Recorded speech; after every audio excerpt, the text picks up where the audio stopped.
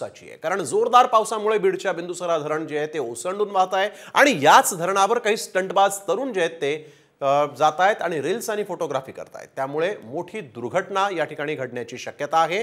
काही दिवसांपूर्वी असाच प्रकार इथं नागपूर जिल्ह्यात घडला होता। त्यावेळेस अगदी असाच स्टंट करताना एका तरुणाचा तलावामध्ये बुडून मृत्यू झाला होता।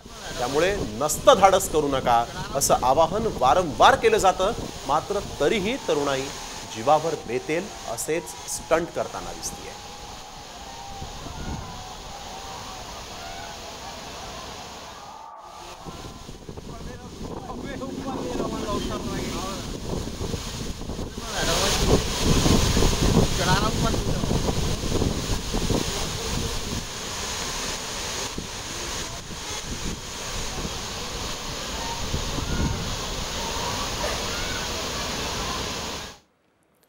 तर बातमी धाराशिवमधून आहे। धाराशिवच्या तेरणा धरणामध्ये विसर्ग सुरू आहे। तेरणा धरणाचे आता 13 दरवाजे उघडण्यात आले आहेत।